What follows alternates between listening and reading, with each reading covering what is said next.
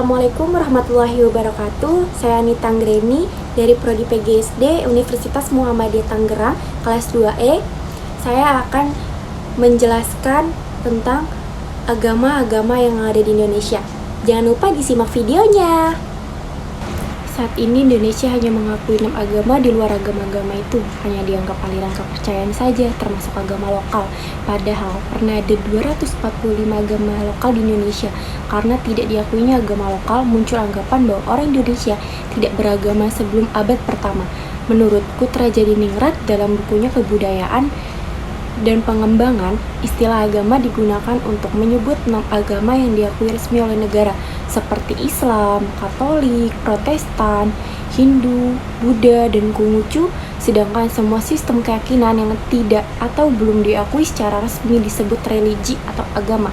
Menurut Parsudi Suparlan dalam buku Agama dalam Analisis dan Interpretasi Sosiologi, sebagai seperangkat aturan dan peraturan yang mengatur hubungan manusia dengan dunia gaib, khususnya dengan Tuhan, mengatur hubungan manusia dengan manusia lainnya, dan mengatur hubungan manusia dengan lingkungan.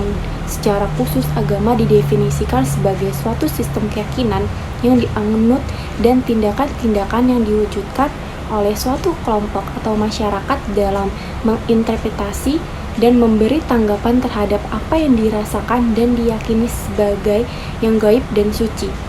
Mengikuti Parsudi Suparlan, jika agama itu seperangkat peraturan yang mengatur hubungan manusia dengan dunia gaib, maka tak hanya ke-6 agama yang diakui pemerintah dan layak disebut agama, aliran kepercayaan pun layak disebut agama.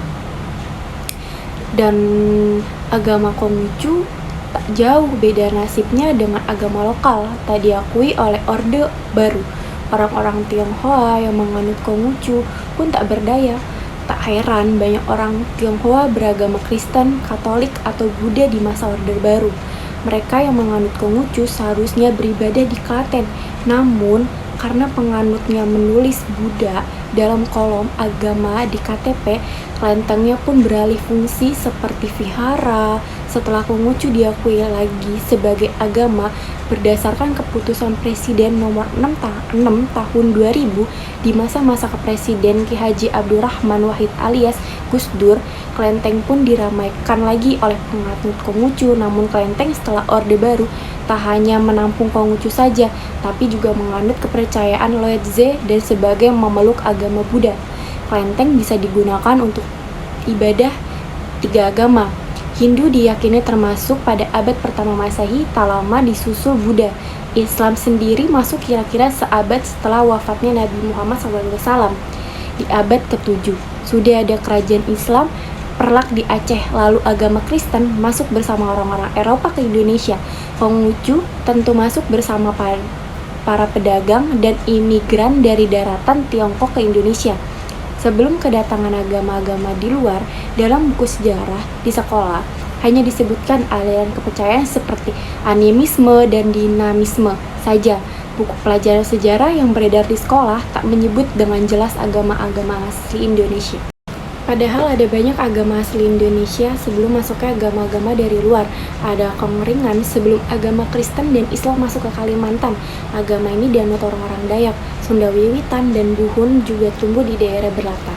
Budaya Sunda di sekitar Jawa Barat di daerah Banten, orang-orang Baduy sebelum Islam sampai sudah berkembang orang Kanekes di daerah berbahasa Jawa di Jawa Tengah dan Jawa Timur. Setidaknya ada beberapa kepercayaan seperti kejawen, Produksino, Budi Luhur di zaman kolonial. Setelah masuknya Islam, muncul agama Samin di Sulawesi Selatan dan agama Aluk Tadolo yang dianut orang-orang Tanah Toraja sebelum Kristen berkembang di sana. Selain itu ada juga agama Tolatang di Sulawesi Selatan sebelum Islam masuk. Sebelum Kristen masuk, agama Tonaas Walian dianut orang-orang Minahasa di Sulawesi Utara. Agama Wetu Telu yang mirip Islam berkembang di Lombok sebelum Kristen berkembang. Agama Nurus jadi pegangan orang-orang di Pulau Seram, Maluku. Agama Marupu juga berkembang di Sumba sebelum Kristen dan Islam berjaya di Pulau Sumba. Merapu pun tidak hilang dari ingatan, namun Merapu dijadikan nama brand Regea di Jogja Di Sumatera Utara, selain Islam berkembang di selatan Danau Toba dan Kristen di utara Danau Toba. Berkembang di sana agama mulai jadi Nabolon dan Permalin dianut orang-orang Batak. Tak banyak catatan soal agama-agama lokal yang mulai lokal yang justru menuju kepunahan setelah Republik Indonesia berdiri. Dalam keterangan itu, karena Madres disebut mulai menyebarkan ilmu Cirebon setelah gerakan Haji Burhan, artinya Ades lahir setelah 1920. Namun dalam berbagai catatan lain, Ades juga lahir sejak tahun 1800-an. Di luar perbedaan pendapat itu, yang pasti ADSD sempat dibubarkan oleh Orde Baru pada 21 September 1964 sebagaimana ditulis oleh Suwarno Imam S. dalam konsep Tuhan Manusia Mistik dalam Berbagai Kebatinan Jawa 2005. Dalam kronik singkat Agama Asli Indonesia 1981, Rahmat Subagio mencatat DPR mengadakan diskusi bertema agama-agama bikinan pada tahun 1802.